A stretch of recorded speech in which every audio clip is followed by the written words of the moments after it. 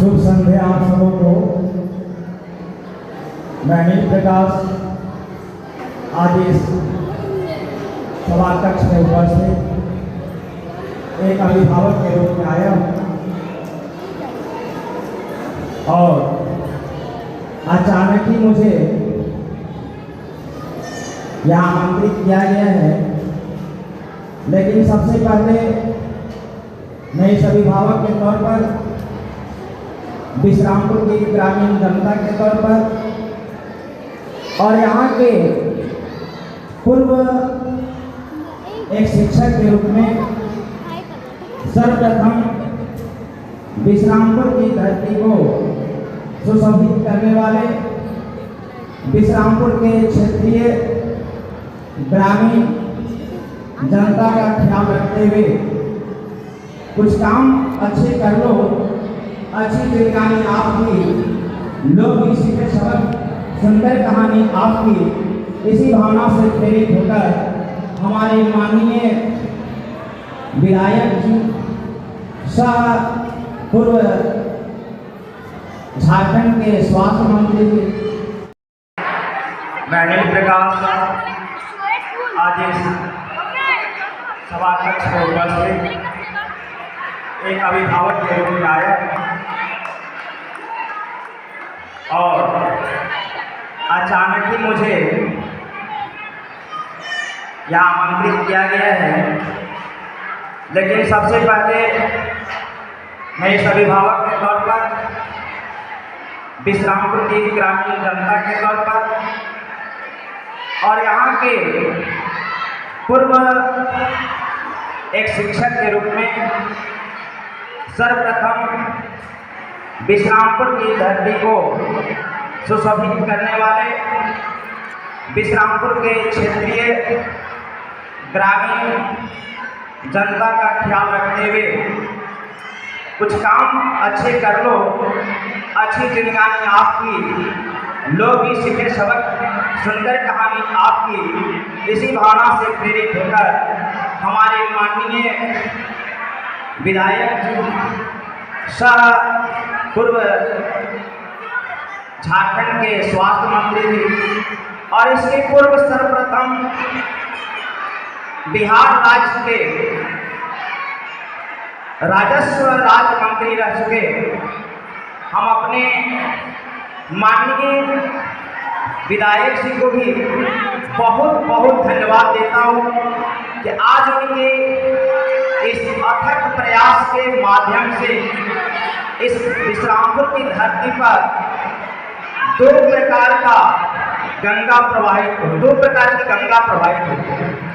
पहली गंगा ज्ञान की गंगा और दूसरी धर्म की गंगा। यह वह स्थली है जहाँ बहुत वर्षों पहले एक जंगल हुआ करता, लेकिन आज जंगल नहीं, मंगल, स्वर्ग, शिक्षा का साक्षात यहाँ प्रदर्शित हो रहा है। और हम खासकर बहुत बेटी स्कूल जाने की अवस्था में हुई थी, तो मैंने सोचा कि हम अपनी बेटी को कहाँ भेजेंगे, कैसे करेंगे, बहुत छोटी है। उसी समय उसी वक्त इस विद्यालय की स्थापना हुई और मैं अपनी बेटी को पहली विद्यार्थी के रूप में यहाँ नामांकन कराया था।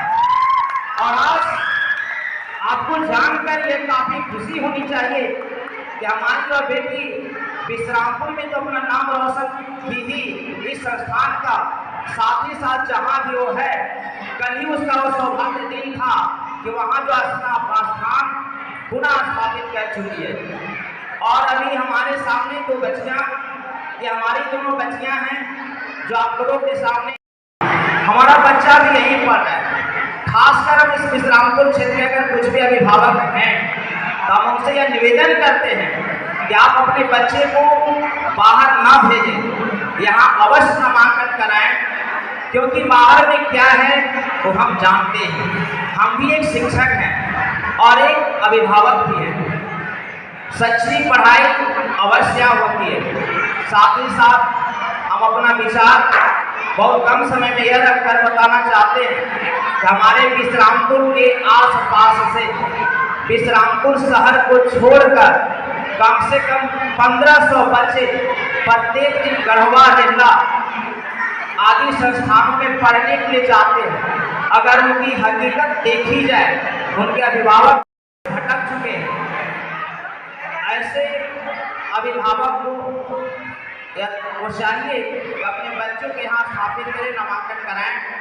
और हम संस्थान के भी अपने सभी सम्मानित यहाँ के शिक्षकों से भी निवेदन करते हैं कि उन बच्चों के अभिभावक से मिलकर उनको प्रेरित करें। ऐसे हमसे जो भी बनता है, मैं प्रत्येक अभिभावक को कहता हूँ कि आप अपने बच्चे को वहाँ नामांकन कराएं, क्योंकि यहाँ वास्तव में शिक्षा का स्वर्ग है।